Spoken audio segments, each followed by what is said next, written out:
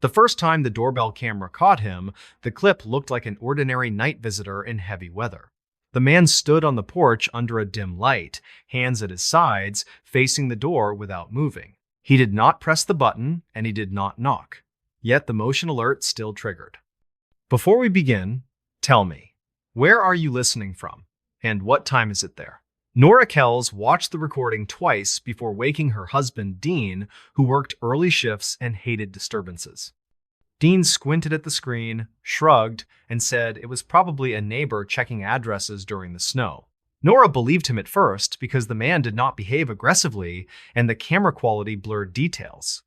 They lived in a small house on the outskirts of a lake town where winter storms arrived hard and stayed long. Their porch faced a narrow street lined with pines, and plows often built high walls along the curb. In early December that year, the snow came late, then arrived all at once during one brutal weekend. The alert came shortly after 2 in the morning, which already felt wrong in a quiet neighborhood like theirs. Nora had gotten up for water and noticed the phone screen glowing with the camera notification on her nightstand. She opened it, expecting a raccoon, and saw a man framed perfectly in the porch view. He wore a dark coat that reached his thighs, with no hat despite the falling snow. His face was pale in the porch light, though not pale in a sick way, more like overexposed camera glare.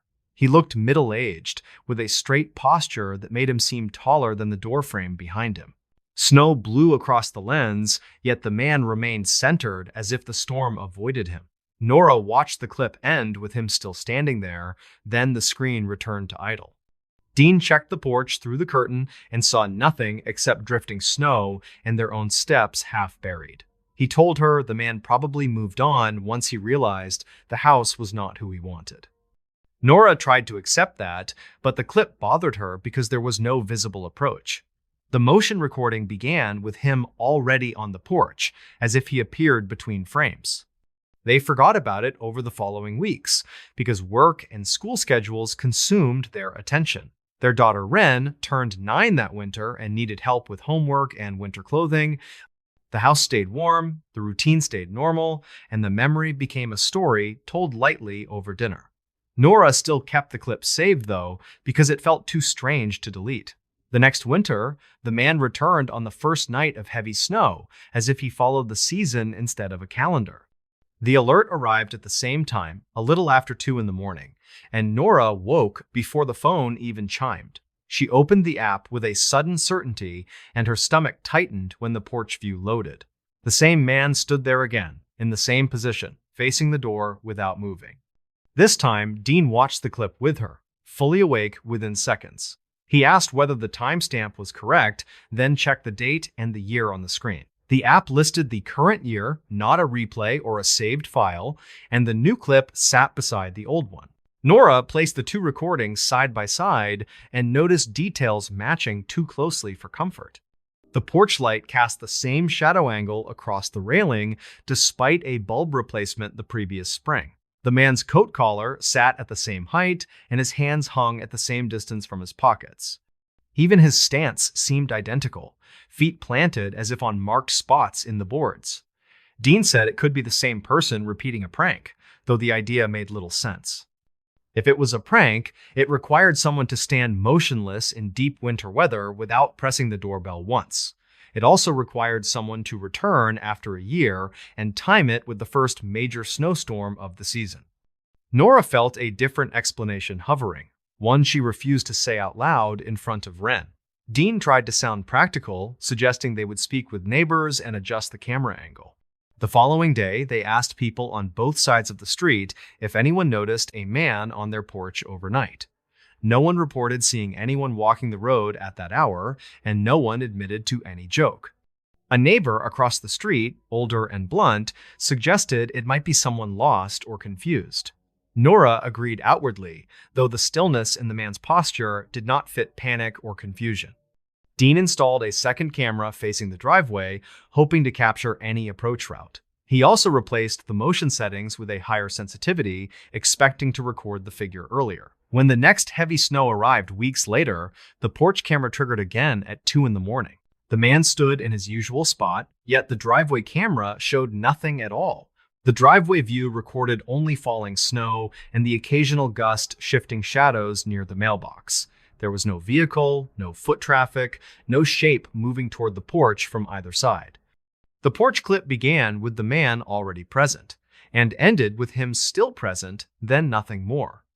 Nora watched the snow streaks carefully, hoping to see the man vanish or walk away. The clip never showed a departure. By the third winter, the family anticipated the first appearance like a dreaded holiday tradition. Nora found herself checking forecasts with unusual attention, watching for the first night that would qualify as a real storm. Dean pretended the situation no longer bothered him, but he began locking the storm door earlier each evening. Wren, older now, noticed the tension and asked why her parents kept staring at the porch camera feed. They told her there had been a stranger on the porch in past winters and that they wanted to be careful. Wren asked why they did not call police, and Dean answered that there was no crime to report. Nora said they would call if the man ever tried the door or spoke through the intercom. Wren accepted that explanation, but she began sleeping with her bedroom lamp on during storms. That winter, the man returned again. On the first night, snow fell thick enough to hide the street line. The alert came at 2:13 in the morning, matching the minute from previous years within a narrow margin. Nora sat up and opened the app, her hands cold even under blankets. The porch light revealed the same face, the same coat, the same unmoving posture.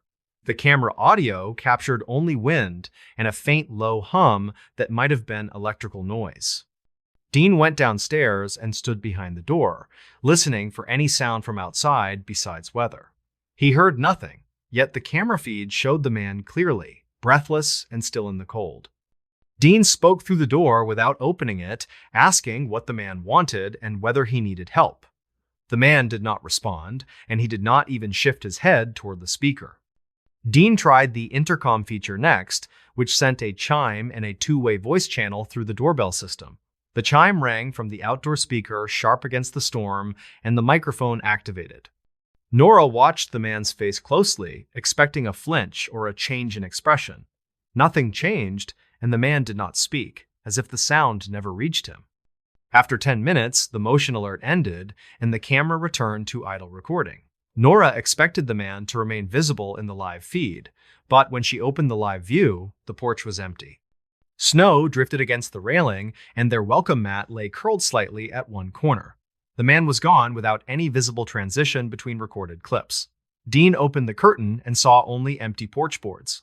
The next day, Nora reviewed every clip from midnight to sunrise across both cameras. The porch clip began with the man already present and ended with him still present, then silence. The driveway camera showed no approach and no exit, only blowing snow and shifting shadows. The only oddity was a brief flicker in the porch light during the minute the motion started. Nora had not noticed it live, but it showed in the saved footage clearly. She researched the camera model, reading about infrared glitches and temperature-related sensor problems. She tried to convince herself it could be a software artifact, a corrupted frame repeated year after year. Yet the timestamps were new each season, and the files had unique data sizes. Dean suggested they upgrade the system entirely, removing any chance of old footage replaying. Nora agreed, though part of her feared that a clearer image would make the truth harder. They installed a new doorbell camera with higher resolution and better night vision before the fourth winter began. Dean also mounted a floodlight camera above the garage, covering the porch from a second angle. Nora tested both systems repeatedly, making sure they recorded instantly with motion. When the first snowstorm arrived, she waited with a knot in her stomach for the inevitable alert. It came at 2:11 in the morning, 2 minutes earlier than last year. The new camera showed the man more clearly than she ever wanted. His coat looked old-fashioned, with a stiff collar and a texture like heavy wool. His face appeared smooth in a strange way, not youthful, more like softened features in harsh lighting. His eyes reflected the infrared glow without the normal sparkle of moist pupils.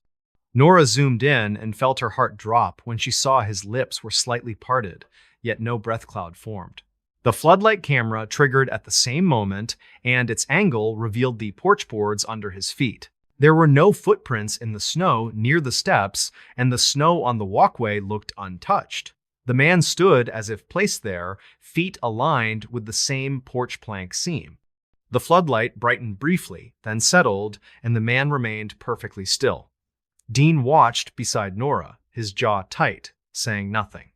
That morning, Dean drove to the county records office and requested old property maps for their neighborhood. Nora did not know why at first, then realized he was searching for any past event tied to their address. The clerk, bored and helpful, printed a brief history showing the house had been rebuilt after a fire decades earlier. The note listed a winter date and a male name associated with the old structure. Dean brought the paper home and laid it on the table without speaking. The name on the record was Calvin Mare, and the date matched the winter month when the first camera appearance happened. Nora looked up the name in the public obituary archive and found a short entry from the same decade. The photograph showed a man in a dark coat standing outside a cabin, face slightly blurred from old print quality. Nora stared at the photo until her eyes hurt, because the shape of the jaw and the spacing of the eyes matched what the camera showed on her porch. Dean tried to explain it as coincidence, but his voice sounded thin when he said it. Nora asked why the man would appear at their rebuilt house at the same hour on the first storm each winter. Dean had no answer that stayed steady. Wren listened from the hallway, quiet and pale, absorbing more than they wanted her to hear.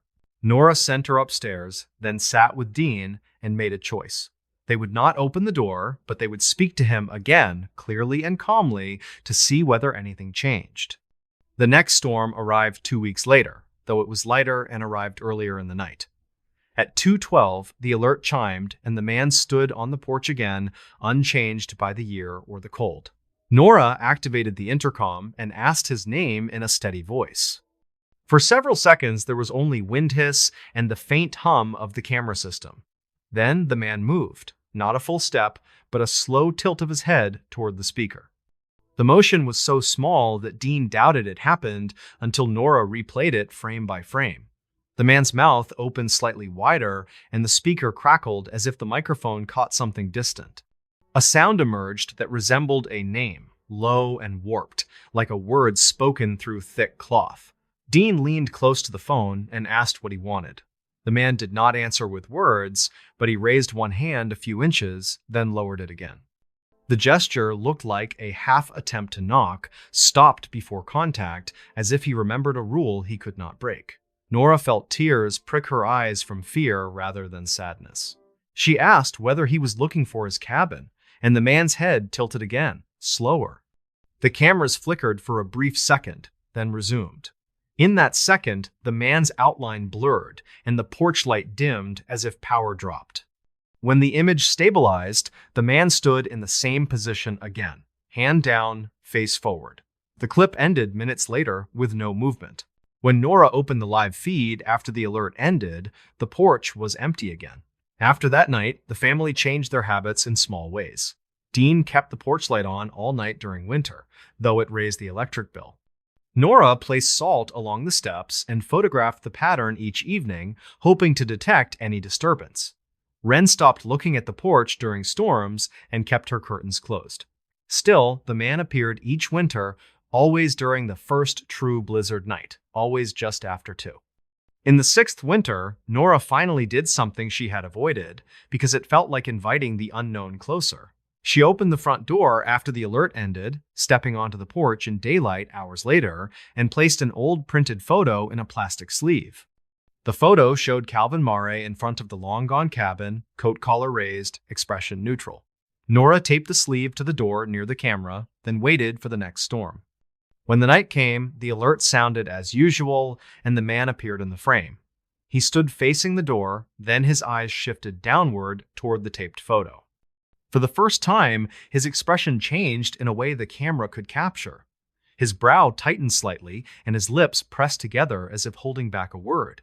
He raised his hand higher than ever before, and for a moment it hovered near the doorbell button. Nora watched from upstairs with Dean beside her, both of them holding their breath.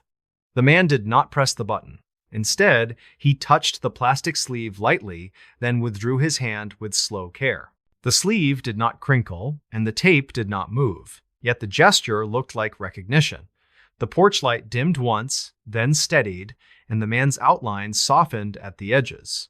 The clip ended with him still present, and the live feed later showed empty boards again. After that, he did not appear during minor storms, only during the first heavy blizzard of each winter. The family came to believe, quietly, that something in the weather made the boundary thinner. Nora never said the word ghost, yet she began thinking of the man as trapped in a routine tied to the old cabin that burned. Dean stopped trying to dismiss it with technical explanations. Wren grew older and learned to live with the idea that not every visitor belonged to the living. On the 9th winter, the county experienced a record cold snap, and the storm arrived with unusual pressure changes. The alert came at 2:10, and the man appeared, as always, coat dark against the pale porch. This time, however, the camera audio captured a clearer sound beneath the wind. It resembled a slow exhale and a faint tapping rhythm, like knuckles against wood heard from far away. Nora felt her chest tighten as she listened, because the rhythm sounded like a restrained knock. Dean spoke through the intercom one last time, voice low and steady, telling the man that the cabin was gone. He said the fire ended long ago, and the family living here could not help him return to that night. He told the man he could stop coming, that he could rest, that the door would not open. The porch image flickered, and for a moment, the man's face looked less blank, more tired, like someone who finally understood time had moved. The man raised his hand, and this time he knocked once, softly, on the door panel beneath the taped photo. The microphone caught the sound clearly, a single gentle tap that carried through the speaker into Nora's hands. Then the man lowered his hand and stepped backward, the first full step any camera had captured. The motion was slow, careful, and his feet left no prints in the snow. He took a second step, and his outline thinned, like mist in wind. By the time the clip ended, the porch was empty, and the live feed showed only drifting snow. Nora replayed the footage until morning, watching the two steps again and again, afraid she might imagine them. Dean saved the clip in multiple places, as if proof could protect them from doubt. That winter, the man did not return after the first storm. In the following winter, the first blizzard arrived, and the doorbell camera recorded nothing but snow and quiet light. Nora still checks the feed sometimes when wind rises and the porch light flickers. Dean still locks the door early and keeps the cameras updated. Wren, now grown, tells friends that her parents' house once had a winter visitor who never rang the bell. None of them can prove what the man truly was, only what the footage showed year after year. They know the same man appeared every winter until one night he finally learned how to leave. In this new story, the first report came in just after midnight, buried beneath routine calls about road closures and power outages. 2 college students had not returned from an evening hike near the northern edge of the state forest, an area locals quietly avoided after dark even during warmer months. Snow had been falling steadily since early afternoon, and by nightfall, the forest roads were already difficult to navigate. At first, authorities assumed the hikers had underestimated the conditions and taken shelter somewhere, planning to return at daylight. By morning, that assumption no longer held.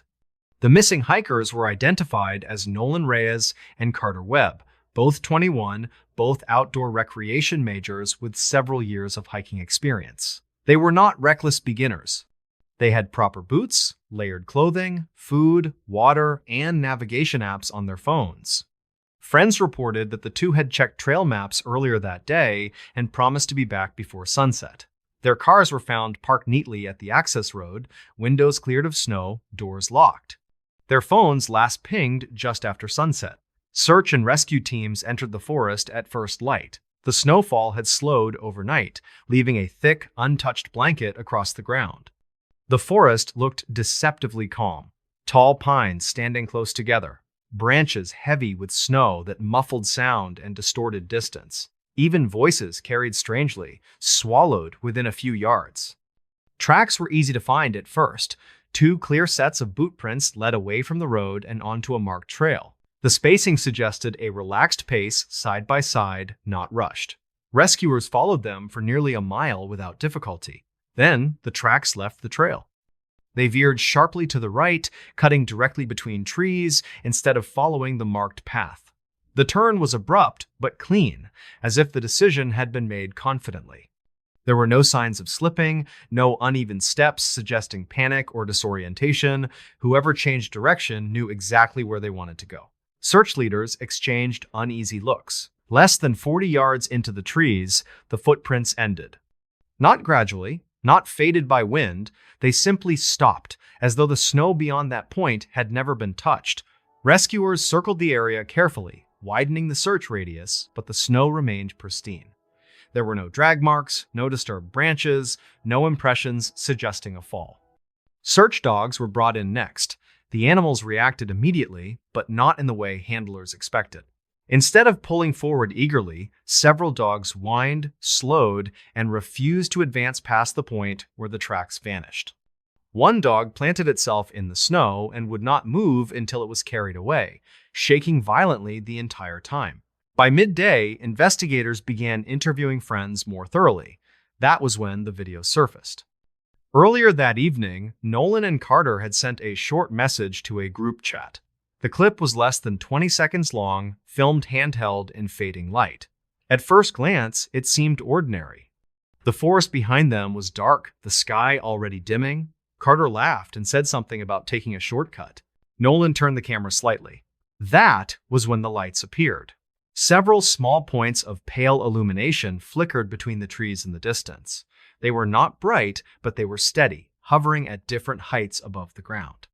They did not sway like lanterns or flash like headlamps. They simply hung there, motionless. Carter joked that it looked like a cabin deeper in the woods. Nolan replied that there were no cabins on the map in that direction. He sounded excited, curious. The camera shifted as they began walking, and the lights seemed to drift farther back, maintaining distance. The video ended abruptly. Search coordinators reviewed maps immediately. There were no structures, no campsites, no utility lines, and no roads anywhere near the direction the lights appeared. No known explanation fit. By the second day, weather conditions worsened. Snowfall intensified, erasing subtle disturbances and forcing search teams to rotate frequently to avoid frostbite. Radios crackled with interference that came and went without pattern. Several volunteers reported seeing faint lights deeper in the forest, always just beyond the established search boundary. Each time someone pointed them out and turned directly toward them, the lights vanished. That evening, one of the rangers admitted quietly that this was not the first time lights had been reported in that section of forest. Similar sightings appeared in older incident logs, often connected to missing persons cases that were never fully resolved. The reports were inconsistent, spread across decades, but the descriptions matched too closely to ignore. On the third day, a disturbing discovery shifted the search entirely. A backpack was found hanging from a tree branch nearly 10 feet above the ground. It belonged to Nolan. The straps were intact, not torn or stretched. The zipper worked smoothly. Inside were dry clothes, unopened food bars, and a flashlight with fresh batteries. The flashlight was turned off. There were no footprints beneath the tree, no marks on the bark suggesting someone had climbed. The branch itself showed no damage. Searchers noticed something else nearby. The snow around the tree was marked with small circular patches where the surface appeared slightly melted, then refrozen. The patches were evenly spaced, leading deeper into the forest in a loose, winding line, like a trail where something warm had hovered briefly above the ground. That night, a member of the search team nearly disappeared as well. He radioed in that he was following what he believed were headlamps ahead of him, assuming another group had moved forward without notifying base. His voice was calm at first. Then it changed. The transmission cut off mid-sentence. When contact was re-established several minutes later, his voice sounded distant and disoriented. He said the forest felt wrong, quieter than it should be. He said the trees looked farther apart than before, like the space between them was stretching. He could not explain how long he had been walking.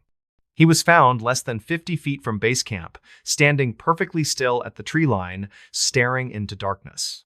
He did not remember leaving. He did not remember seeing lights. He only remembered feeling like something wanted him to keep going.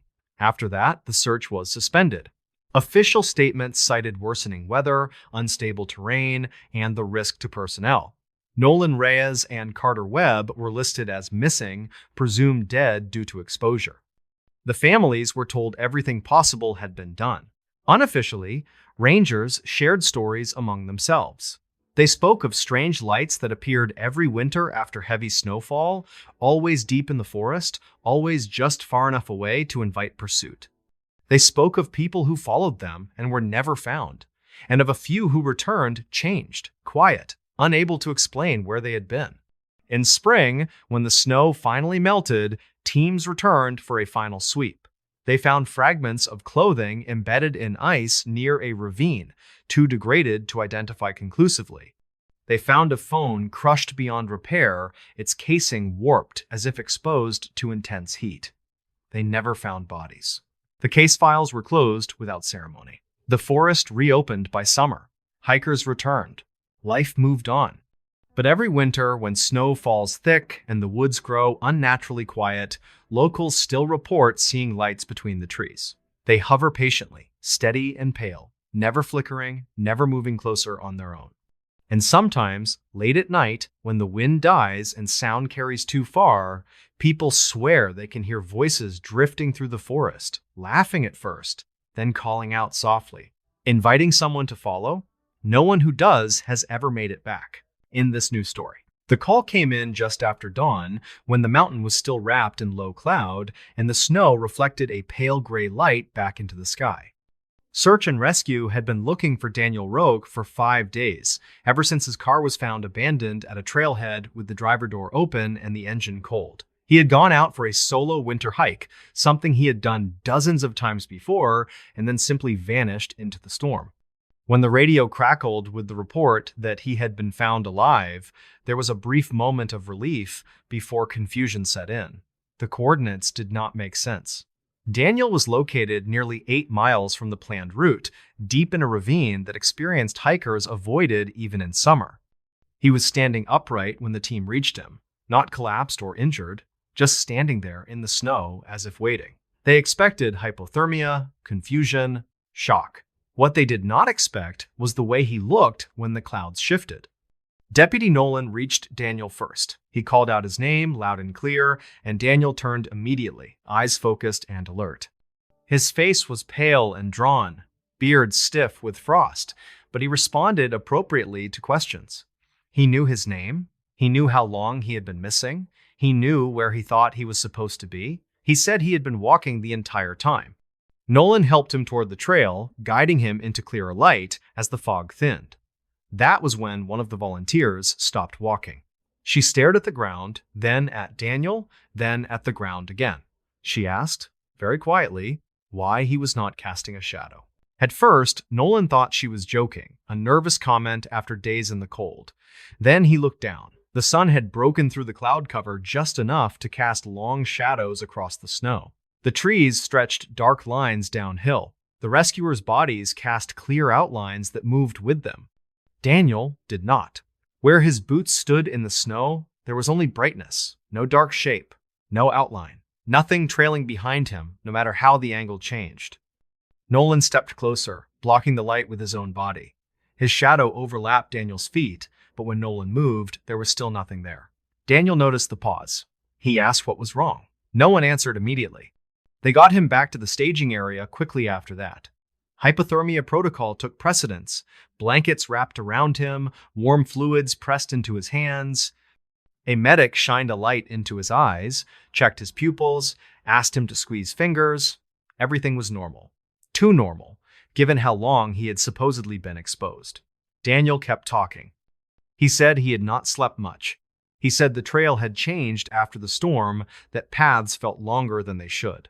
He said sometimes the forest went very quiet, like sound had been turned off. When asked how he survived without shelter, he shrugged and said he never felt completely alone. They did not ask him to clarify that. Back at the ranger station, the shadow issue became impossible to ignore. Inside the building, under fluorescent lights, it was less obvious. But outside, whenever natural light hit him, the absence returned. Photographs confirmed it. Video showed it. Daniel stood under the sun like a cutout pasted into the world. The official report did not mention shadows. It described a hiker found alive, mildly dehydrated, suffering from exposure, but otherwise coherent. Daniel was released to his family that evening with instructions to rest and follow up medically. The sheriff quietly told everyone involved to keep the rest to themselves until they understood it better. Daniel's sister noticed first when he stepped out onto her porch the next morning. She was carrying laundry, sunlight bright behind her, when she saw him standing on the steps. She stopped so suddenly the basket slipped from her arms. Socks scattered across the porch. She asked him if he was standing under the awning. He said no. She asked him to step forward. He did. Still, nothing. She laughed nervously and said it must be the angle, that the sun was strange this time of year. Daniel smiled, but it was a tight smile, one that did not reach his eyes. Inside the house, he seemed almost normal. He ate slowly but steadily. He answered questions patiently. He even joked a little. But when he passed a mirror, he slowed, watching his reflection with an intensity that made his sister uncomfortable. That night, she woke to hear him moving around the living room. She found him standing near the sliding glass door, staring outside at the snow. The porch light was on, casting a sharp shadow of the railing across the yard. Daniel stood in the light. There was still nothing beneath him.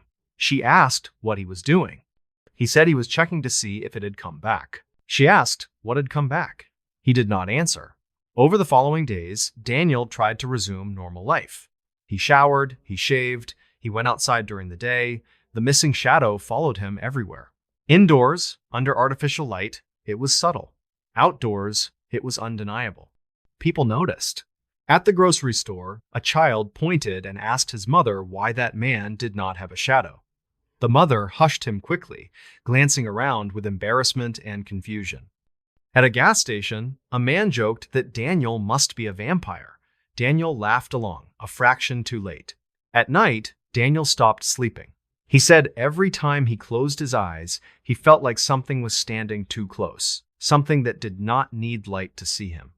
He said he dreamed of walking through snow that absorbed sound, of leaving footprints that filled themselves in behind him. He said he remembered falling. Not slipping, not collapsing, but falling straight down into darkness that smelled like earth and cold stone. He remembered landing somewhere that did not echo. He remembered standing up and realizing the ground did not reflect him properly. He told his sister that something else had been down there with him. Not an animal, not a person, something that noticed him because he still had a shadow. She told him to stop talking like that. A week later, Daniel agreed to see a doctor. The physician ran tests, ordered scans, suggested stress-induced dissociation, trauma response, lingering hypothermia effects. None of it explained the physical absence that cameras continued to record. The doctor suggested therapy. That night, Daniel went back to the trailhead alone. His sister only realized he was gone when she found his boots missing from the entryway. She drove to the ranger station in a panic, convinced he was going to hurt himself. Search teams mobilized again, faster this time, anger mixed with fear. They found his footprints leading into the forest. Only one set. No shadow in the moonlight, but the footprints were there, pressing deep into fresh snow. They followed them for miles, farther than before, until they reached the ravine where he had been found the first time. At the edge, the footprints stopped. Not faded, not scattered. They simply ended, toes pointed toward empty air. Daniel was never found again. Months later, hikers began reporting something strange in that ravine. On clear days, they said they could see a human-shaped darkness moving against the rock face, detached from anything solid. It moved slowly, deliberately, as if searching. Rangers closed the trail. The official explanation cited erosion risk. Locals told a different story. They said the mountain sometimes took pieces of people, not their bodies, but the parts that proved they belonged to the light.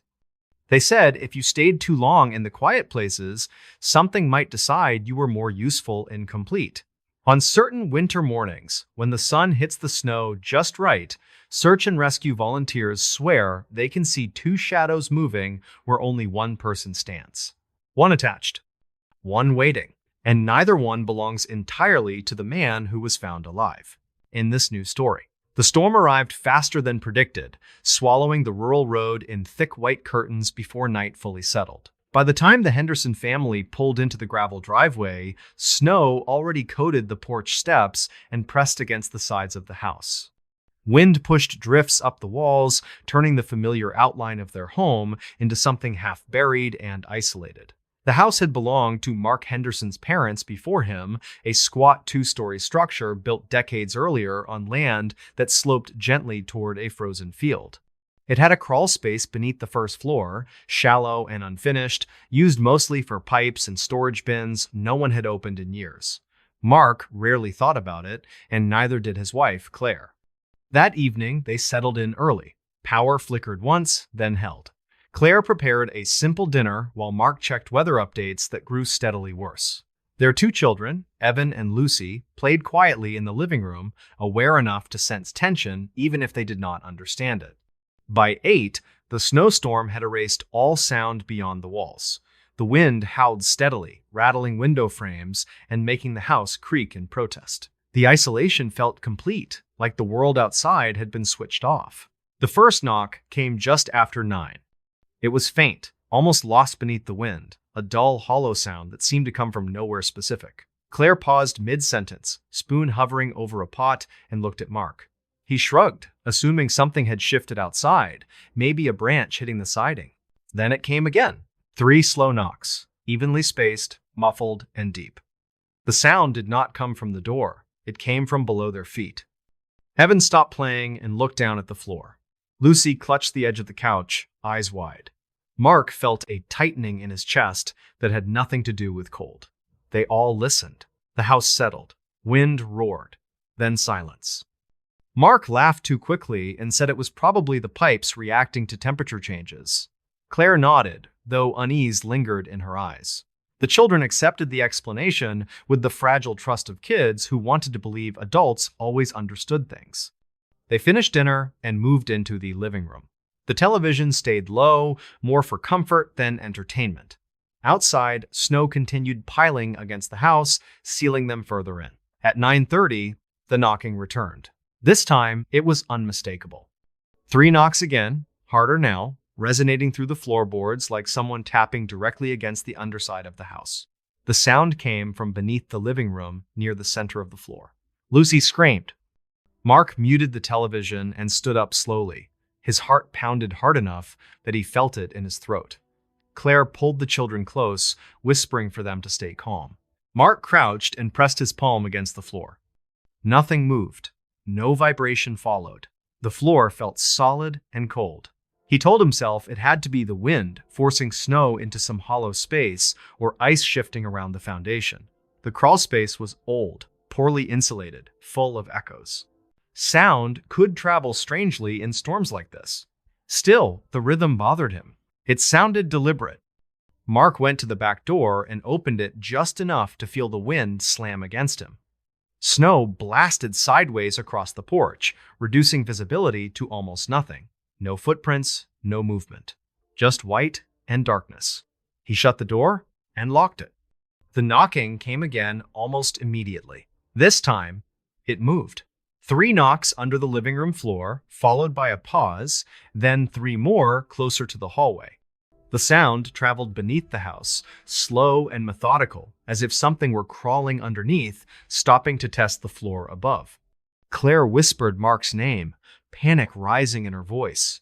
Evan began crying softly, burying his face in her sweater. Lucy stared at the floor, frozen. Mark grabbed a flashlight from the kitchen drawer and headed toward the hallway. Each step felt heavier than the last. He knelt and shone the light along the floor, knowing it was useless but unable to stop himself. Another knock answered him, directly beneath his knees. Mark recoiled backward, heart racing. The sound was too close, too precise. Something was under the house.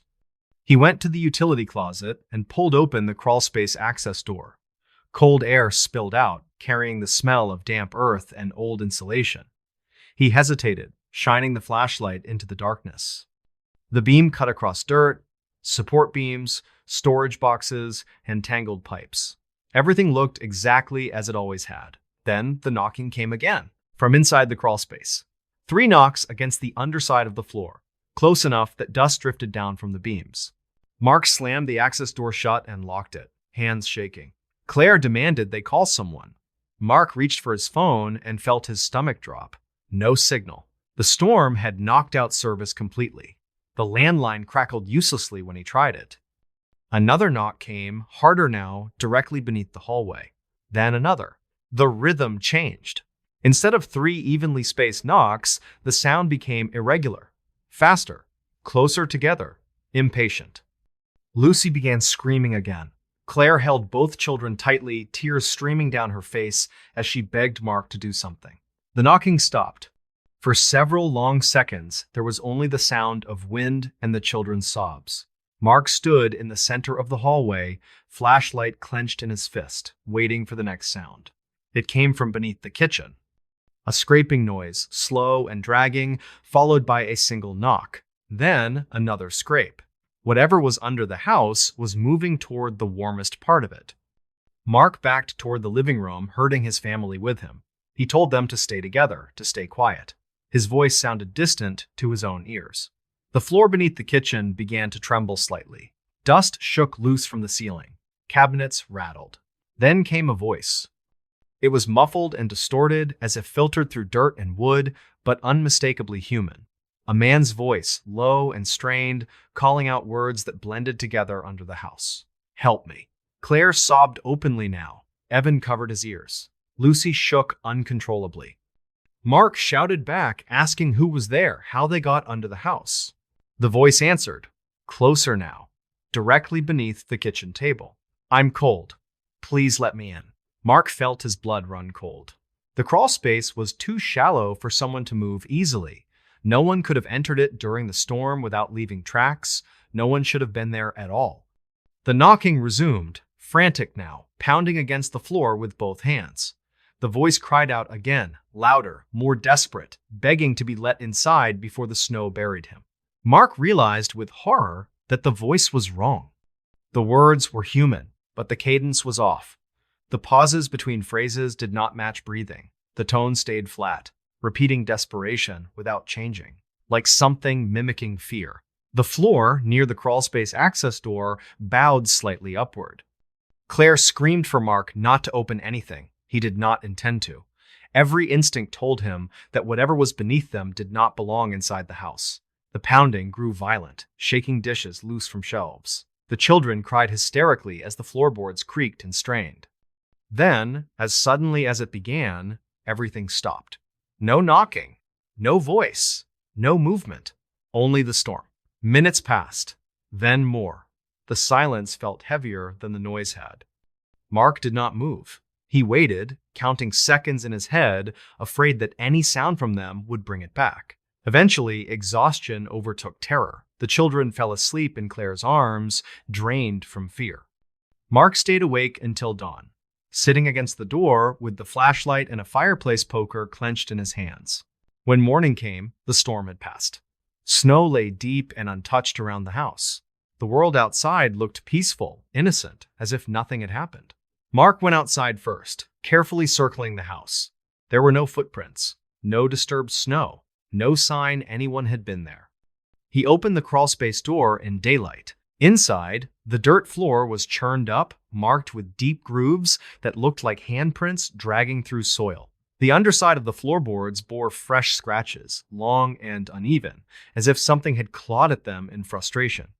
There was no sign of a person, no clothing, no tools, no body, just disturbed earth and silence. They moved out of the house before the next winter. The new owners never reported anything unusual, though they did replace the flooring in the kitchen within the first year. Sometimes, on nights when snow falls heavily and the wind sounds just right, Mark still wakes suddenly, convinced he hears knocking. Not at the door, but beneath his feet in this new story. The snowman appeared sometime during the night, positioned in the narrow clearing between the back fence and the line of pine trees bordering the property. Mark noticed it first just after dawn, standing at the kitchen counter waiting for the coffee maker to finish. His eyes caught on a pale vertical shape outside the sliding glass door, something that broke the smooth pattern of untouched snow in the yard. It stood taller than most snowmen, built with unusual precision, its rounded sections stacked evenly as if measured. The head was smooth and slightly elongated, not lopsided or playful like something made by children in a hurry. For a moment, Mark felt a flicker of amusement. A late-night prank, he thought, probably teenagers wandering after the storm. He called Aaron into the kitchen and pointed it out casually, already turning back to his mug. Their dog reacted instantly. Luca, a medium-sized rescue they had adopted years earlier, froze near the door, body rigid, ears pinned back. A low growl rolled out of his chest, deep and sustained, nothing like the warning barks he gave at delivery trucks. His eyes were locked on the snowman, unblinking, pupils wide. Aaron stepped closer, confused, and said Luca's name softly. The growl turned into sharp, frantic barking as Luca lunged at the glass, slamming his front paws against it hard enough to make the door rattle. Aaron jumped back in surprise while Mark grabbed the dog's collar to pull him away. The snowman did not move. Luca continued barking even after being dragged into the living room, his body trembling, claws scraping the floor as he strained to face the yard again. Aaron tried calming him with treats and gentle commands, but Luca ignored everything, eyes still fixed on the door as if something outside might suddenly charge in. Mark frowned, his earlier amusement fading. Luca had never behaved like this before, not even during thunderstorms or when unfamiliar people approached the house. He told himself dogs sometimes reacted strangely to unfamiliar shapes, especially after heavy snowfall that altered familiar landmarks. Still, the intensity unsettled him. Through the glass, the snowman stood facing the house directly. Someone had used small, dark stones for eyes and long branches for arms. One arm extended slightly forward, the other angled downward, giving it an unbalanced posture that felt less playful the longer Mark looked at it. There was no scarf, no hat, no decoration meant to make it friendly. It looked unfinished. By mid-morning, Luca's barking had reduced to a constant low growl, but he refused to leave the area near the door. He paced back and forth, stopping every few seconds to stare at the snowman, lips pulled back just enough to show his teeth. Aaron closed the curtains partway to block the view, but Luca continued reacting as if the figure were still visible. Mark tried to distract himself with work emails, though his eyes kept drifting back to the window. Around noon, he noticed something that made his stomach tighten. The snowman was closer. At first, he thought it was a trick of perspective. Snowbanks shift subtly as light changes, and the clearing slope made distances deceptive. Still, the space between the snowman and the fence looked smaller than before. Mark put on boots and a coat and stepped outside despite Luca's frantic protests. The cold bit immediately. Mark walked to the fence line and measured the distance from where the snowman stood to the trees. It was shorter than it should have been. The snowman now stood several feet closer to the house than where he clearly remembered seeing it earlier. There were no footprints. The snow between the original spot and its current position was smooth and untouched, the surface unbroken except for wind-carved ripples. No drag marks, no compressed paths. Nothing to suggest the snowman had been moved. Mark backed away slowly, heart pounding, and returned inside. He tried to laugh it off, but the sound came out hollow. Aaron could tell something was wrong immediately. That night, Luca refused to sleep. He paced the house restlessly, barking every time he passed the sliding door. Aaron lay awake, listening, the sound gnawing at her nerves. Mark eventually got up around 2 a.m. and carefully pulled one edge of the curtain aside. The snowman now stood at the edge of the patio. It was close enough that Mark could see faint impressions in its surface, small areas where the snow looked compressed as if shaped around something beneath. The stones used for eyes reflected the porch light faintly, catching the glow in a way that suggested focus. One branch arm pointed directly toward the door. Mark closed the curtain slowly, his hands shaking. They did not call the police. They did not call neighbors. There was no explanation that sounded sane enough to say out loud. Instead, they locked every door and window and tried to sleep in short, anxious intervals while Luca kept watch. Morning brought no relief. The snowman now stood inches from the sliding door, so close its shadow pressed against the glass. A dark, wet ring circled its base where the snow beneath had partially melted, as though something warm had stood there for hours. Luca barked until his voice grew hoarse, then collapsed into low whimpering sounds. Aaron had never heard from him before. Up close, details became clearer and more disturbing. The surface of the snowman was uneven in places, subtly bulging and narrowing in ways that did not match normal packing. The branches used as arms were snapped cleanly from nearby pines, their broken ends buried deep into the snow body. Shallow grooves curved downward where a mouth might have been, pressed deliberately into the surface. Mark called in sick to work without explanation. As the day wore on, the temperature dropped again. The sky darkened early, thick clouds rolling in ahead of another storm. Aaron noticed Luca pressing himself against her legs whenever he rested, trembling whenever his eyes flicked toward the door. Late that afternoon, Aaron saw it. She was standing in the kitchen when she noticed the surface of the snowman shift. At first, she thought her eyes were playing tricks on her, that the light was changing. Then she saw it again. The snowman was breathing. The movement was slight, almost imperceptible, but unmistakable. The rounded chest rose and fell slowly, rhythmically. With each movement, faint wisps of frost drifted outward like breath in cold air. Aaron screamed for Mark.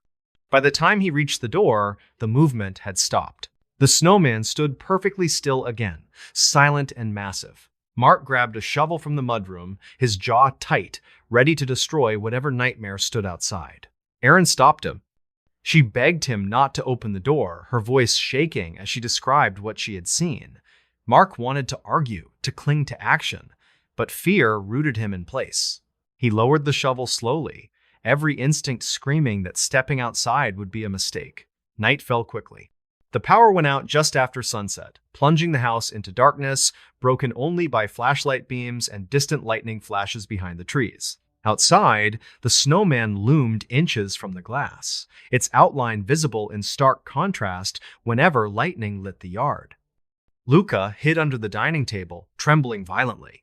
He barked only when the snowman moved. They heard it before they saw it. A slow scraping sound carried through the glass, the sound of compacted snow shifting against concrete.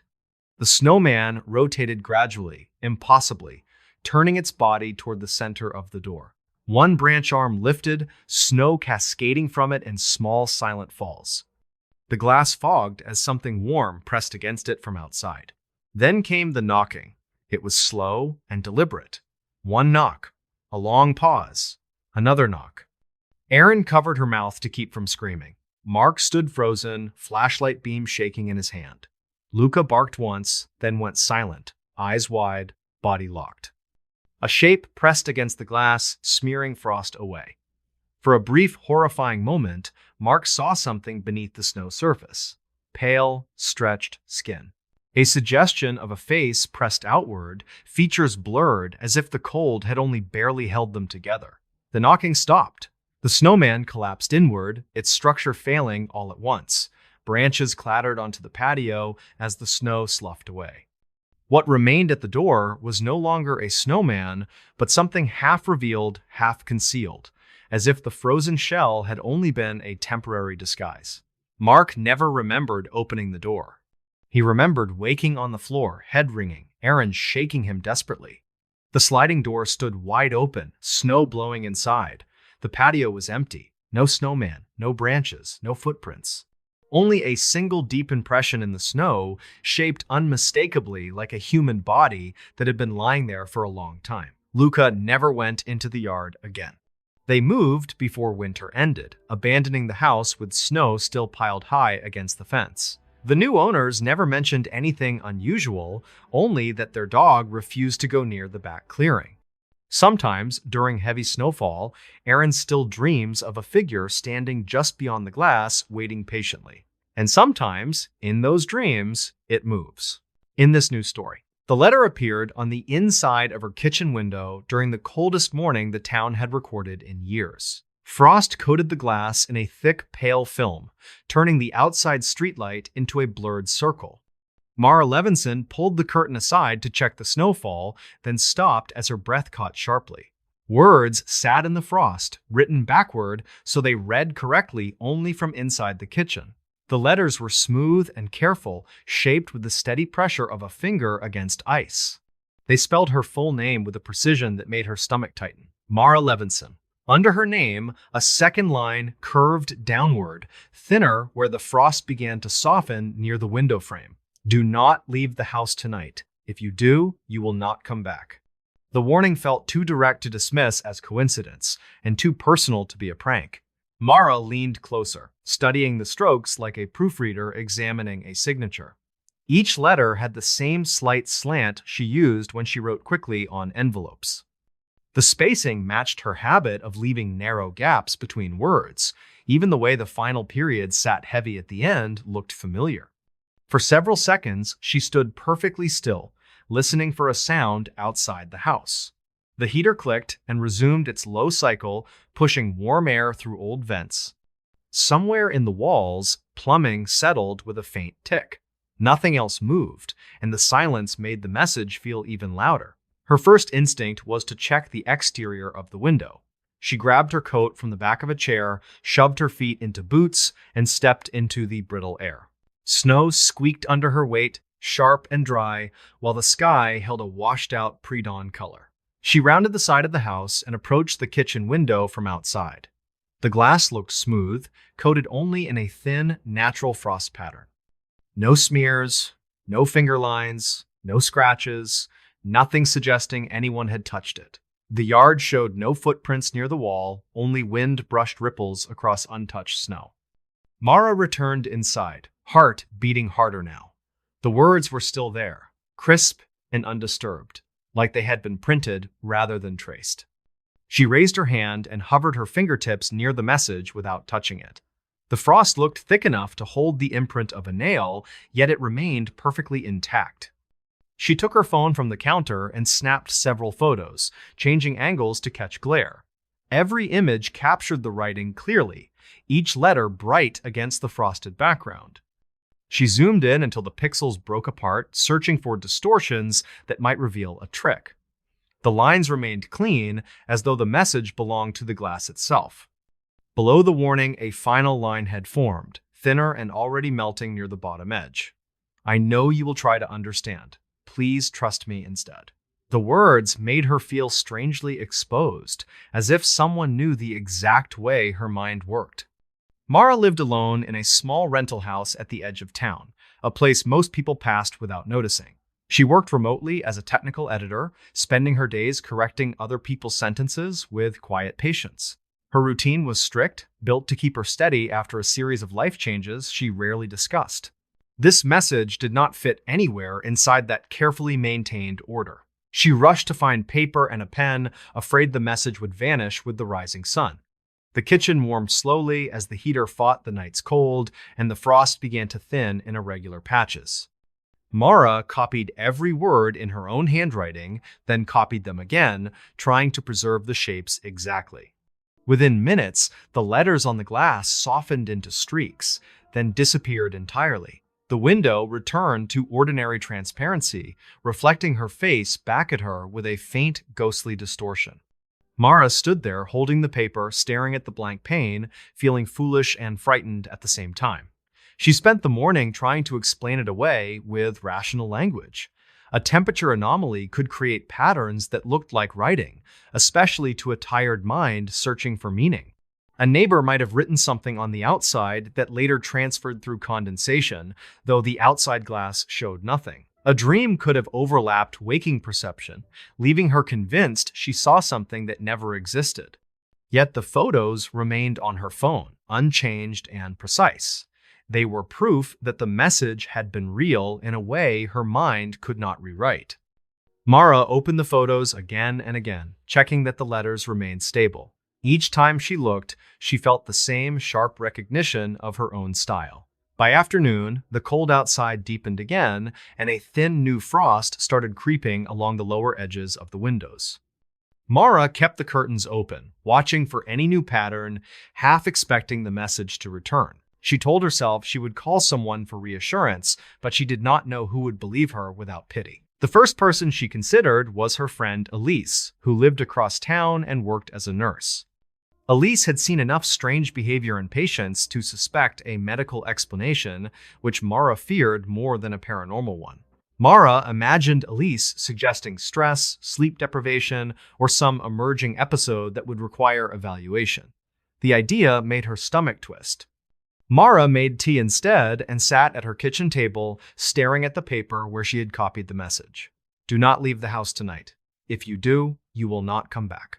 She repeated the warning silently, trying to test how it felt in her mouth, like a phrase from a bad movie. The words refused to lose their weight. As daylight faded, the temperature dropped again with sudden speed. Frost returned to the windows in fine branching lines, thicker than before. Mara turned on every lamp in the house, filling corners with warm light, as if brightness could make logic return. She checked each lock twice, then checked them again. At 4 in the afternoon, she stepped into the bathroom and turned on the shower to warm herself. Steam filled the room quickly, fogging the mirror until it became a milky blur. Mara wiped a clear circle with her palm, then froze as letters emerged along the edge of the fog. They were written backward, appearing as the condensation settled. "You are going to think this is a prank. It is not." The words had the same careful slope, the same spacing, the same pressure of invisible hands.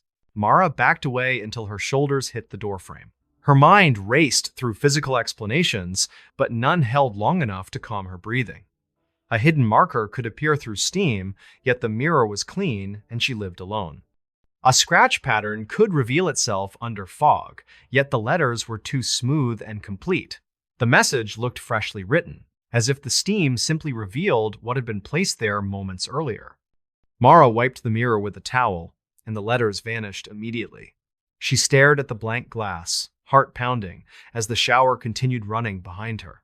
She turned off the water, wrapped herself in a robe, and left the bathroom with damp hair and shaking hands. Now, there were 2 messages, both anticipating her doubts. The sense of being observed tightened around her thoughts like cold thread. She returned to the kitchen and opened the photos again, comparing them to her own handwriting on the paper. The match was undeniable. She did the only thing she could think of that felt practical. She began documenting everything as if it were a case file. She noted the time of each message, the location, the exact wording. She saved photos to a secure folder, then emailed them to herself as a backup. She wrote a short summary in a document, the kind she would normally edit for a client. At sunset, the house creaked as the temperature dropped further. Wind rose and pushed snow against the siding in soft thumps.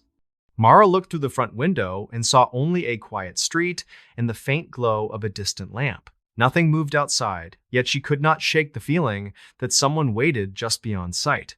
She remembered she had planned an errand that night, a late drive to pick up a package held at a locker station.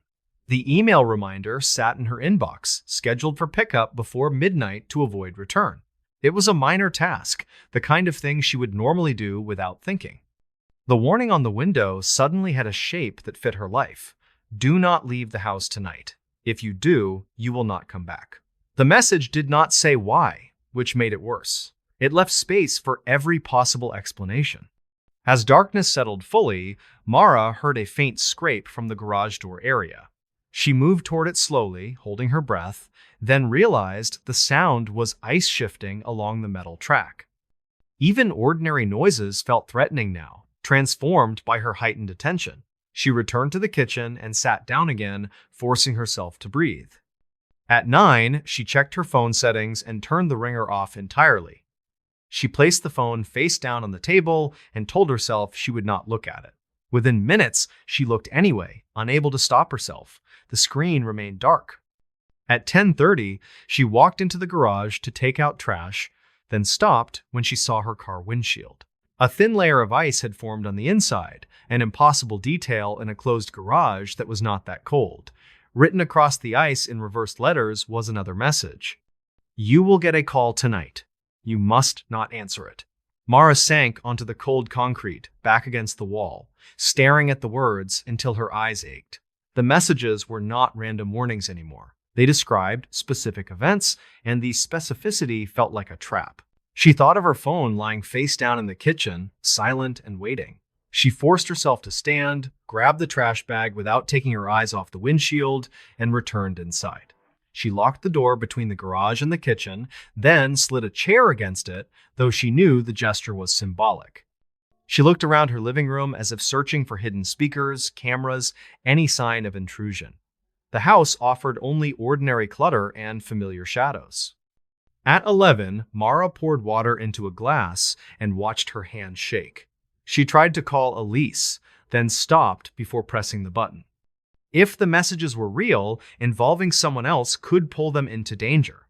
If the messages were not real, calling someone would confirm she was losing control. Either path felt wrong. At 11:30, she set a kettle on the stove, but forgot to turn it on. She sat again and stared at the clock, watching the minute hand crawl. Her body held tension like a held breath. Every time the heater clicked, she jumped. At 11:45, she stood at the kitchen window and looked out at her driveway. Snow lay smooth, unbroken, reflecting the porch light faintly. She imagined herself putting on boots, grabbing keys, and stepping outside toward her car. She imagined the engine turning over, the tires crunching through snow, the road empty and dark. At 11:47, she stayed inside. The minute passed without any obvious change, yet Mara felt as if she had crossed a line. She did not feel relief, only a deeper fear that the event she avoided might still reach for her through another door. She walked into her bedroom and sat on the edge of the bed, fully clothed, lights on, waiting. Just after midnight, the landline rang. Mara stared at it from the hallway, frozen. She barely used that number, and only a few services still had it.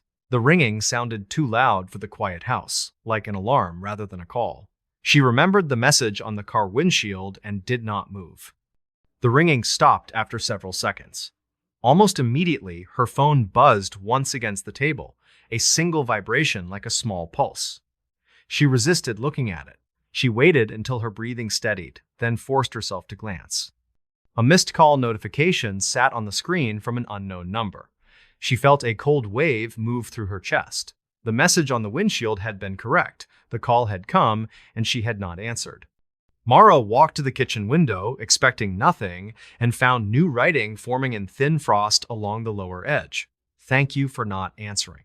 The words were faint, yet readable, as if the writer used less ice this time. Mara pressed her palm to her mouth and began to cry silently, overwhelmed by the idea that her actions were being monitored in real time. She did not wipe the window. She watched the letters until they faded naturally as warm air rose from the vent below. The gratitude felt more frightening than the warnings. It implied the writer cared, and that care suggested a history between them. Mara sat at the table and opened her laptop, searching for any record of similar events. She typed phrases about ice riding, condensation messages, time warnings. The results were useless, full of folklore and unreliable stories. She shut the laptop with sudden anger, then immediately regretted the noise. Near 1 in the morning, frost thickened again, spreading across the bedroom window in branching veins. Mara lay on her bed without sleeping, staring at the glass. She told herself that if another message appeared, she would demand an explanation. She would not accept riddles anymore. The next message formed slowly while she watched, as if the ice needed time to gather enough structure for letters. The lines appeared backward at first, then sharpened into words. "This is the hardest part to believe, so read carefully." Mara sat up, heart pounding, and leaned close to the window. The writing continued, each letter growing from thin white thread into solid frost. "I am you, 12 years from now." Mara whispered no repeatedly, shaking her head, as if denial could erase the letters. The message did not stop. "You do not remember how this starts, because when it ends, you will choose not to." Mara felt her throat tighten.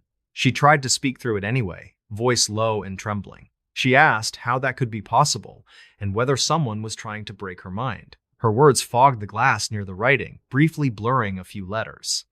The ice continued forming beneath her breath, correcting itself, stubborn and steady. "I am writing, because this is the last winter you can still change it." Mara pressed her forehead to the cold glass, eyes closed, trying to keep from falling apart. She forced herself to read each line, then read it again, as if repetition might reveal a hidden code. "What happens tonight?" she whispered, though the time had already passed. The response appeared almost immediately, the ice thickening where the letters would be. Tonight, you were supposed to leave at 11:47. You were supposed to drive. You were supposed to die. The words struck her like a physical impact. Mara pulled back from the window, breath coming in short, painful bursts. She thought of the route to the locker station, a stretch of road that curved along a riverbank and iced over easily. She thought of headlights, black ice, the sudden loss of control. The scenario felt too plausible, which made it worse. "Why?" she whispered, barely able to form the word. "Because I did not listen." The next line formed slowly, as if it required effort. "I tried to outthink it. I tried to force a different outcome. I survived, but not intact." Mara stared at the words survived, then at not intact, and felt terror shift into something heavier. Survival was not comfort if it came with damage. The idea that she could become a future version of herself shaped by trauma made her feel trapped in a narrow corridor. "This is the only version where I am allowed to warn you." Allowed by what? Mara thought. But her voice could not form the question. The ice answered something close to it anyway. There are rules. There are lines. Some things push back when you try to change them. Mara felt her pulse in her fingertips. She wanted to call someone, to hear a living voice that belonged to ordinary time. Yet the earlier warning about the call made her hesitate.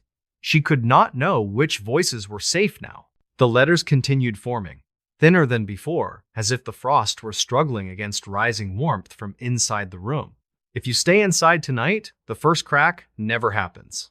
Mara swallowed hard, reading the line twice. "If you leave, you become me." The final words formed, then began to fade at the edges almost immediately. Mara reached for her phone and took photos through trembling hands, afraid the message would vanish and take the only explanation with it. She captured each line, then took more, adjusting angles to preserve clarity. Within minutes, the frost thinned and the letters softened into pale smears. The window returned to a simple pattern of cold and light. Mara sat back against the wall and stared into the quiet room, feeling both spared and hunted. She did not sleep at all that night. She watched the clock until morning, expecting something else to happen, some punishment for refusing the path described. Nothing came. The house remained ordinary. The street outside remained empty. The world moved forward as if no one had written her fate in ice. By daylight, the temperature rose slightly and the windows cleared. The messages did not return. Mara made coffee and tried to steady her hands enough to drink without spilling.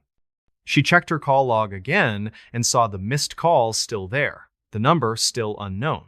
She resisted the urge to call it back. Later that day, she drove in daylight to retrieve the package, choosing a different route than she had planned for the night before. She avoided the river road entirely. On the way home, she noticed every patch of shade, every glint that might indicate ice. Fear sharpened her attention into an exhausting alertness. Over the following weeks, winter continued with normal storms and normal cold. Mara kept documenting everything, yet no new messages appeared on any surface. She checked windows each morning, half expecting frost to spell her name again. The glass remained blank. The silence felt like an aftershock. Mara began changing her routines in small, deliberate ways.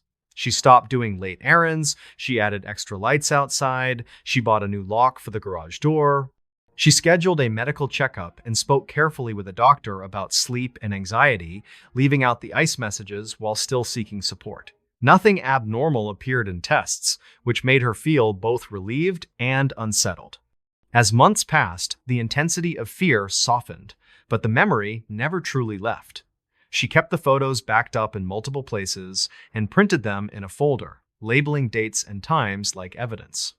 Some nights, she reread the messages and tried to imagine the future self who wrote them, older, possibly damaged, still caring enough to reach back.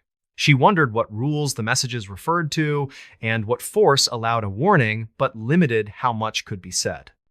She wondered whether the unknown number belonged to an ordinary person in a wrong place or something that used the network like a fishing line. The questions had no answers that satisfied her. Years later, Mara moved away from that rental house and into a different town with a different winter. She built a life that leaned toward daylight and company. She made friends who understood her need for plans and caution without mocking it. Yet every time deep cold arrived and frost returned to windows, she felt her body tense automatically. On certain mornings, when ice traced fine patterns along glass, she would lean close and search for letters. She never found her name again. She never found another warning. Still, she sometimes sensed a presence in the quiet, not in the room, but in her own awareness, like a distant point of attention watching to make sure she stayed on track. She kept the printed photos in a sealed folder in her desk, not because she enjoyed the memory, but because it anchored her. It reminded her that one night mattered, and that her choices had weight beyond comfort. It reminded her that the future was not a clean, straight line, but a fragile surface that could crack. On the coldest mornings, when her breath fogged the window and the world outside looked paused, Mara sometimes whispered a thank you into the glass. Not to the ice, not to the house she left behind, but to the version of herself who reached back with trembling patience. If that future self still existed somewhere, Mara hoped she was less alone now. If the warning changed everything, Mara hoped the damage described never formed. Yet even if the future remained uncertain, Mara knew one thing with a clarity that stayed sharp through every winter. She had listened. In this new story, the lodge brochure described it as a quiet winter retreat tucked deep into the mountains, accessible by one maintained road and surrounded by dense pine forest. The photographs showed warm amber lights glowing through tall windows, heavy timber beams darkened by age, and wide snow-covered slopes untouched by tracks. For Hannah and Paul Merrick, it looked like the perfect place to disappear for several days, far from deadlines, notifications, and the steady pressure that had followed them through the past year. They arrived in late January during a cold spell that had settled over the region like a lid. The drive took longer than expected, partly because snowbanks narrowed the road into a single pale corridor. Their headlights reflected off the walls of snow, creating the uneasy feeling of driving through a tunnel. Halfway up the mountain, the radio dissolved into static and never recovered. Paul joked that it felt like driving off the map, though Hannah noticed he stopped joking after a while. The lodge appeared suddenly around a bend, emerging from falling snow as though it had been waiting. Every window glowed with steady yellow light, and smoke rose straight from the chimney into the dark sky. A wooden sign stood near the entrance, its carved letters rimmed with ice. Hannah felt a physical sense of relief at the sight of it, the kind that comes when shelter finally appears after a long exposure to cold. Inside, the air smelled of pine resin, old wood, and heat soaked into stone. A large fireplace dominated the main room, flames cracking softly. Several guests sat scattered across couches and chairs, some reading, others staring into the fire. Their voices were low, measured, as if the building encouraged quiet. A woman behind the front desk looked up and smiled, her expression calm and professional in a way that felt slightly rehearsed. She welcomed them by name without checking identification, then handed Paul a heavy brass key attached to a wooden tag. Hannah noticed there was no computer on the desk, only a large leather-bound book open to a marked page. The pages were filled with neat, handwritten names, each paired with room numbers and dates written in the same careful script. Paul signed their names where indicated. As Hannah leaned closer, a faint unease settled in her chest. The handwriting around their entry looked old-fashioned, formal in a way she associated with archival documents rather than modern guest logs. Some dates were decades apart, yet none of the names were crossed out or marked as checked out. Their room sat on the second floor at the end of a long hallway. The floorboards creaked softly underfoot, the sound echoing farther than expected. Their room was warm and comfortable, with thick blankets, a small fireplace, and a window facing the forest. Snow clung to the glass, muting the outside world. Everything looked exactly like the brochure, which reassured Paul more than it reassured Hannah. That evening, they joined the other guests for dinner in the dining room. A long wooden table held simple food, served family style, soups and bread steaming gently in the cool air. Conversation remained polite, but oddly shallow. No one mentioned where they were from or how long they planned to stay. When Hannah asked a man across from her whether he came up often, he smiled faintly and said only that he had been there before. Paul dismissed the strangeness later, suggesting people came here to escape personal details. Hannah wanted to believe that, but the rhythm of the evening felt wrong. The guests seemed attentive yet distant, present without engaging. No phones appeared on the table. No one checked the time. When dinner ended, everyone rose quietly and drifted away without exchanging goodnights. That night, Hannah woke briefly to the sound of the lodge settling. Wind brushed the windows, and somewhere below, she thought she heard slow footsteps crossing the lobby. When she checked the time, it was just before 3 in the morning. Paul slept heavily beside her. She lay awake for a long time afterward, listening, until the sounds faded into silence. The next morning, snow fell thick and steady. Breakfast was laid out early, and the same guests from the night before appeared again, seated in the same places, wearing the same clothes. Hannah noticed none of them seemed to have changed outfits. The detail felt petty, yet it lingered in her thoughts. She asked the woman at the front desk whether many guests extended their stays.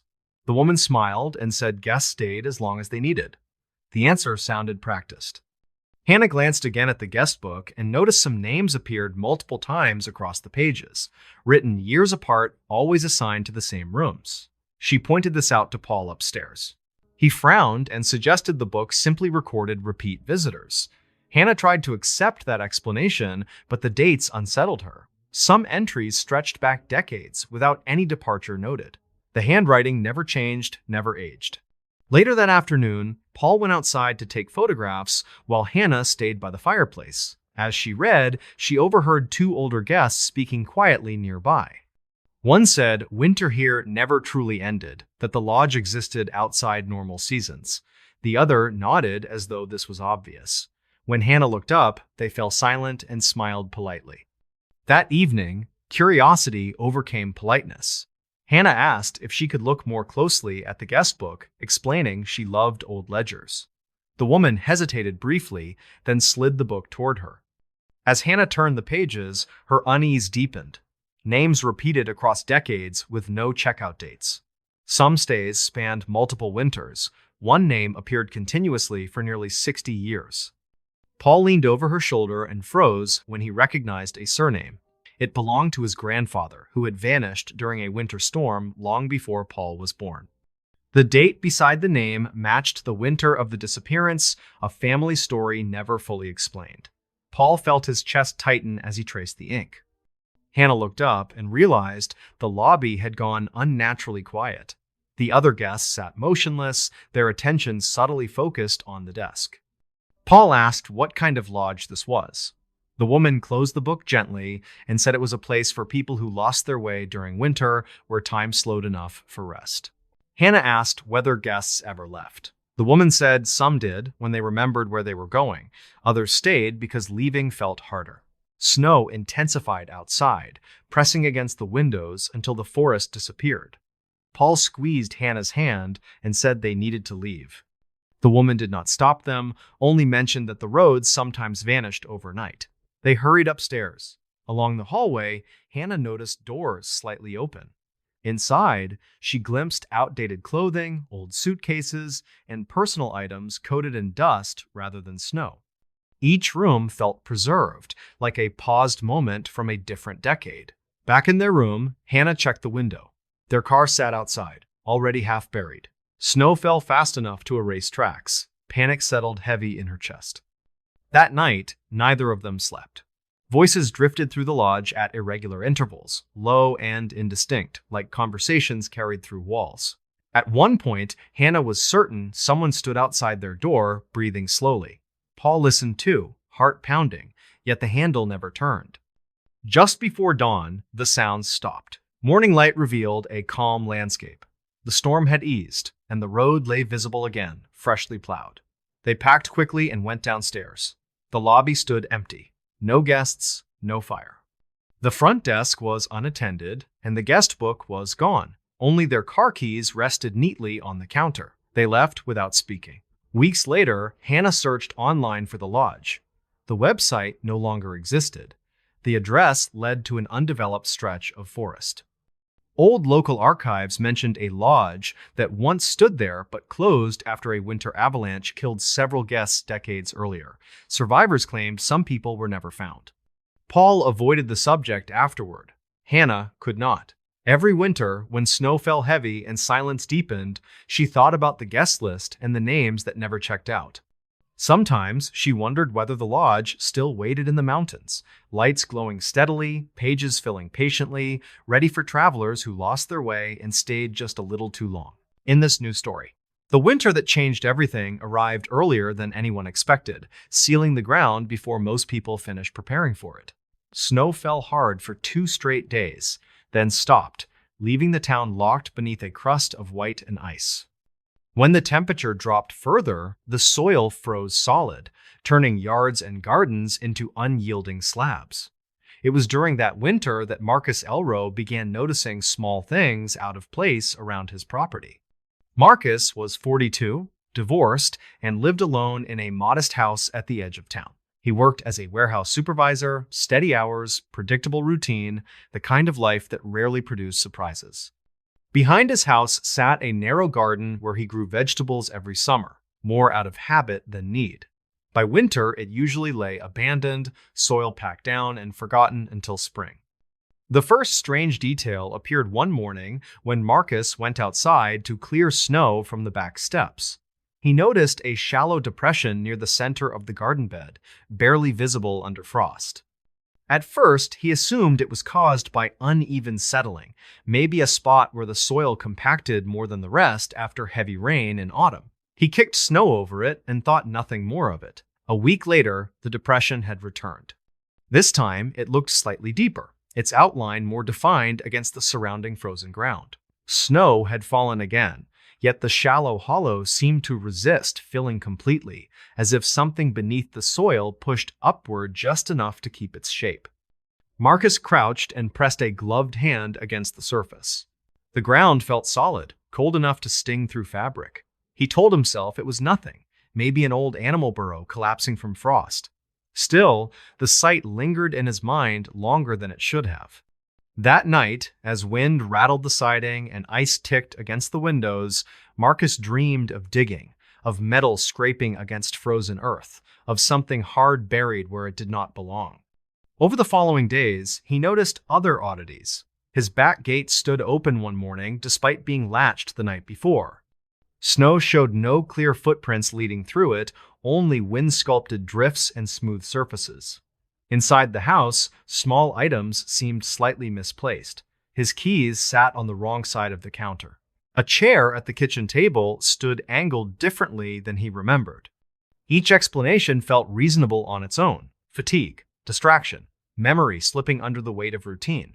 Marcus dismissed the thoughts because accepting them meant entertaining something stranger. He focused on work, on long shifts and paperwork, on the comfort of predictability. Then his wallet went missing. Marcus noticed it late one evening when he reached for it out of habit before leaving the house. The spot on the entry table where it always sat lay empty. He searched the usual places first: jacket pockets, bedroom dresser, the console in his car. He retraced his steps mentally through the day, remembering paying for coffee, signing a delivery receipt, driving home. The wallet did not appear. He spent the next hour checking every room, opening drawers, shaking out coats, even looking inside the trash bin. Nothing. The absence bothered him more than it should have, because he was meticulous about personal items. Losing something like that did not fit his habits. The following morning, he canceled his cards and filed a routine report, expecting the wallet would turn up under a seat or behind a cabinet. Yet a strange unease followed him throughout the day, an awareness that something familiar had shifted slightly out of alignment. That evening, when he returned home, he noticed the depression in the garden again. It had grown larger. The shape now resembled a shallow oval, about the length of his forearm, its edges cracked where the frost fractured outward. Snow lay thin over it, refusing to settle evenly. Marcus stood at the back door longer than necessary, staring at the garden as dusk crept in and shadows stretched across the yard. A thought surfaced then, unwanted and sharp. What if something had been placed there? The idea felt absurd. No one had reason to dig in his frozen garden, and the ground was too hard for casual disturbance. Still, the shape looked deliberate in a way that unsettled him. It did not resemble random settling. It resembled a space made for something specific. That night, Marcus slept poorly. He woke several times, convinced he heard movement outside, the faint scrape of metal against earth, though each time he checked the yard, lay silent and unchanged. By morning, exhaustion pressed heavily on him, but so did resolve. He decided to dig. It was a foolish idea, he knew. The ground was frozen, the effort likely pointless. Yet, the thought of leaving the garden untouched felt worse. After work, he pulled on heavy gloves and retrieved an old spade from the shed. The metal rang sharply when he struck the frozen soil, vibrations traveling up his arms. He worked slowly, breaking through the crust inch by inch. Each impact echoed in the quiet yard, louder than expected. Beneath the surface, the soil resisted stubbornly, clinging to the blade in icy clumps. Marcus breathed hard, sweat cooling instantly against his skin despite the cold. After several minutes, the spade struck something that was not earth.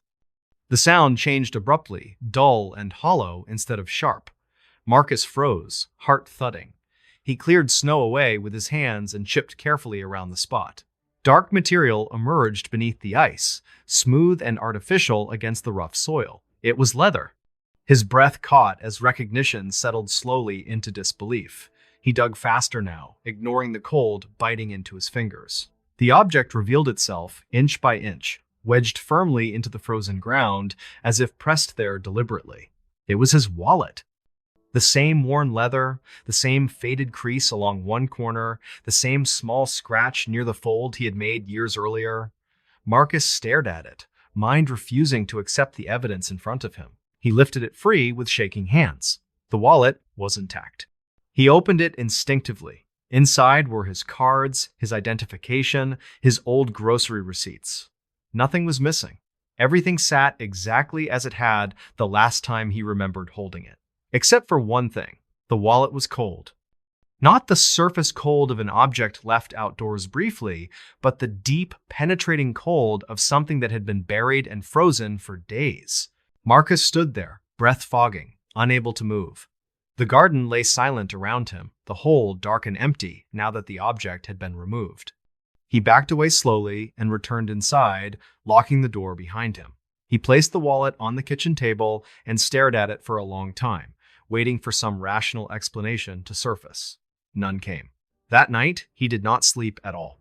He replayed every possible scenario: theft and return, prank, sleepwalking, memory gaps. Each explanation collapsed under scrutiny. No footprints, no signs of entry, no logical reason for the wallet to be buried in his own garden beneath frozen soil. Over the next days, Marcus became acutely aware of time itself. Hours felt uneven. Some mornings he woke convinced he had dreamed entire conversations that later seemed half-remembered. Once, he found mud under his fingernails despite not leaving the house the previous evening. He began checking the garden obsessively. Each morning before work, he scanned the soil, looking for new disturbances. Sometimes he found nothing. Other times, faint impressions appeared near the hole he had refilled, as though something beneath shifted restlessly, adjusting to an absence. One evening, driven by a need he could not name, Marcus returned to the garden with the spade. He dug again, expanding the hole carefully, deeper this time. The frozen soil gave way slowly, revealing darker layers below. At the bottom, several inches down, he found something else. A scrap of fabric. He pulled it free and recognized it instantly as part of a jacket lining, the same jacket he had thrown away years earlier after tearing it badly at work. He remembered discarding it, remembered placing it in the trash himself. Yet here it was, buried. As Marcus uncovered more, the truth began forming in pieces too heavy to deny. Objects from his life, all lost or discarded at different times, lay layered beneath his garden. Old keys. A cracked phone case. A watch he had assumed stolen years ago. Each item rested carefully, as if placed intentionally rather than dumped. The deeper he dug, the colder the air felt around him. At the lowest point his spade could reach, he struck something large and unyielding. Panic flared, sharp and sudden. He scraped soil away and uncovered a smooth, curved surface, pale beneath the dirt. It was not an object. It was bone. Marcus stumbled backward, heart hammering. The shape was unmistakable. Human. He dropped the spade and ran inside, nausea rising fast. He locked the door, pressed his back against it, and tried to breathe. Hours passed before he gathered the courage to think clearly. Eventually, trembling, he called the authorities. When officers arrived, they examined the site carefully, their expressions tightening with each discovery. Excavation confirmed what Marcus already feared. A body lay buried beneath his garden. Dental records later identified the remains as Marcus Elro. The same name, the same age, the same scars documented in medical files. The explanation given was cautious and clinical, involving identity confusion and unresolved missing person reports from years earlier. Officials suggested Marcus had suffered a dissociative episode, that the body belonged to someone else with similar records, that stress could fracture perception. Marcus listened, nodded, signed papers. Yet, as weeks passed, he noticed subtle changes no one else could explain. His reflection sometimes lagged a fraction behind his movement. His wallet felt heavier in his pocket than before.